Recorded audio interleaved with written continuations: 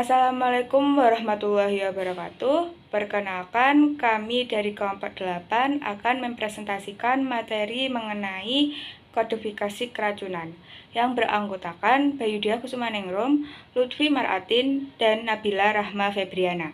Yang pertama, pengertian kodifikasi keracunan. Kodifikasi adalah salah satu kegiatan pengelolaan data rekam medis untuk memberikan kode dengan huruf atau angka atau kombinasi huruf dan angka yang mewakili komponen data. Kemudian, keracunan adalah suatu kondisi yang disebabkan oleh obat-obatan, ramuan, dan substansi biologik manakala digunakan secara tidak wajar atau tidak sesuai dengan petunjuk dokter. Jadi, kodifikasi keracunan adalah pemberian kode dengan huruf atau angka atau kombinasi pada kasus pasien dengan keadaan darurat akibat masuknya suatu zat berlebih atau makanan beracun ke dalam tubuh. Selanjutnya mengenai terminologi medis. Terminologi medis keracunan obat-obatan dan zat kimia ada 4. Yang pertama ada adverse effect, kedua poisoning, ketiga anapilaksis, dan keempat allergic reaction. Untuk adverse effect, yakni efek merugikan yang tidak diharapkan dalam perawatan atau pengobatan. Kemudian poisoning secara umum bermakna suatu kondisi yang ditimbulkan dari racun atau venom atau efek toksik dari suatu zat. Kemudian anapilaksis, yaitu suatu reaksi sistemik mendadak yang diakibatkan oleh karena hipersensitivitas terhadap obat atau zat kimia lain yang masuk ke dalam tubuh.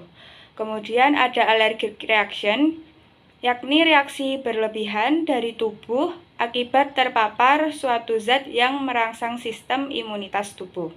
Kemudian ada beberapa contoh kasus keracunan. Yang pertama ada salah pemberian atau salah minum obat.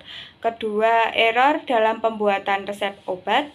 3. Salah pemberian dosis atau salah minum dosis. 4.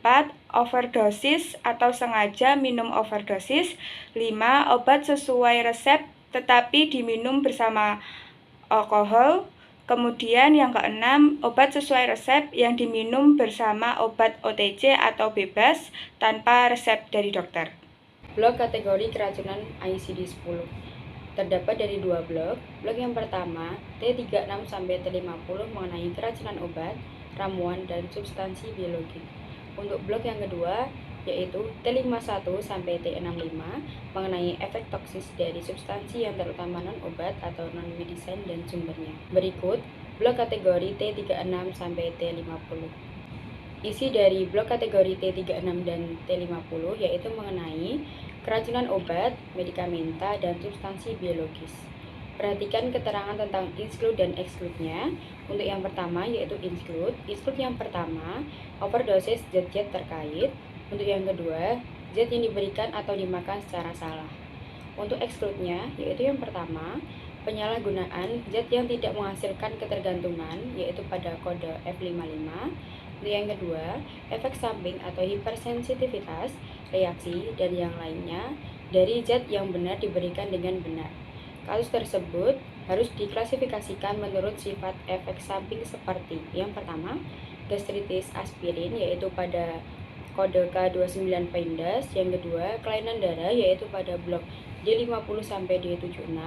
Yang ketiga ada dermatitis. Nah, dermatitis yang pertama yaitu dermatitis kontak, yaitu pada blok L23 sampai L25.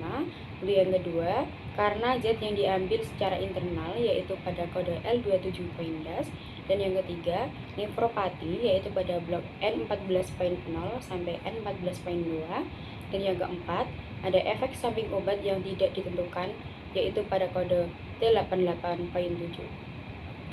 Exclude yang keempat, yaitu ketergantungan obat dan gangguan mental dan perilaku terkait karena penggunaan zat psikoaktif, yaitu pada blok F10 sampai F19.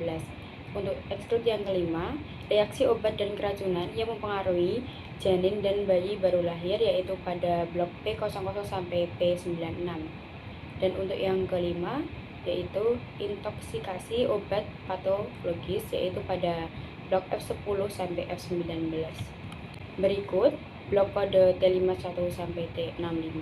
Blok kategori T51 sampai T65 yaitu berisikan efek toksis yang bukan obat medis, yaitu yang pertama ada exclude, yang pertama ada korosi pada blok T20 sampai T32, yang kedua ada efek toksis terlokalisasi yang diklasifikasikan di tempat lain yaitu pada blok A00 sampai R99.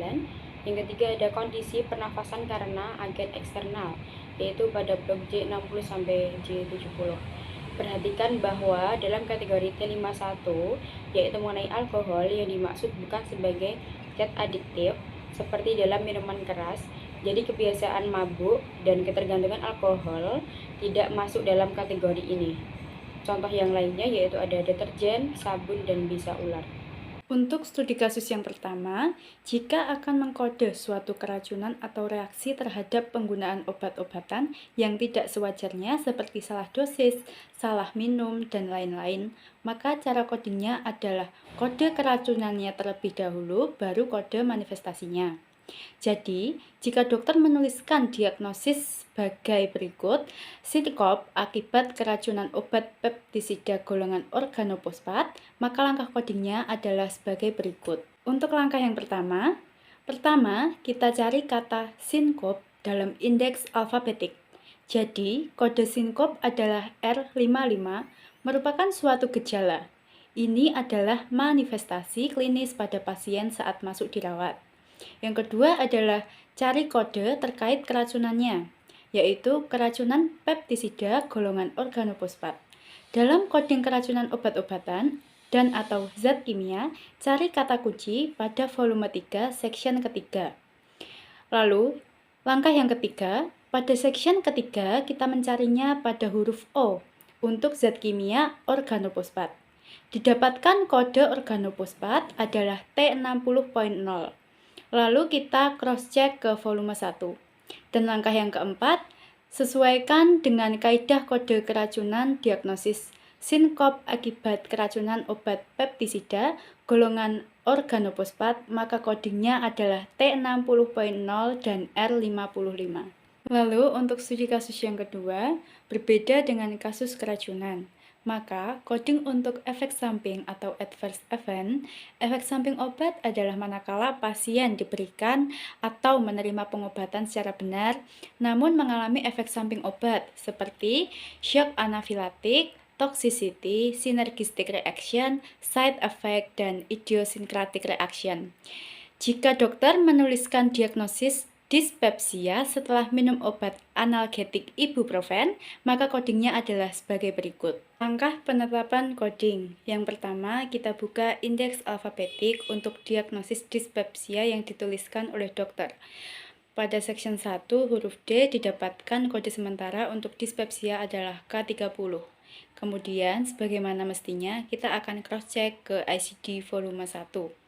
Yang kedua, kita akan cari kode untuk efek samping dari obat ibuprofen. Dalam coding efek samping, maka kita akan merujuk pada section 3, Table of Drugs and Chemical. Pada volume 3 ICD-10, huruf I, dan akan didapatkan kode sementara yaitu Y45.2. Lalu cross-check lagi ke ICD volume 1. Yang ketiga, dengan demikian maka untuk efek samping ibuprofen adalah kode Y45.2. Kode ini sesungguhnya merupakan kode sebab luar atau external cause. Untuk kode sebab luar atau external cause akan dibahas pada bab berikutnya. Yang keempat, jadi sesuai kaidah coding, maka untuk kasus efek samping dari obat, untuk kode dispepsia setelah minum obat analgetik ibuprofen adalah K30 dan Y45.2. Ini adalah Table of Drug and Chemical pada section 3. Sekian dari kelompok kami, kurang dan lebihnya kami ucapkan terima kasih. Wassalamualaikum warahmatullahi wabarakatuh.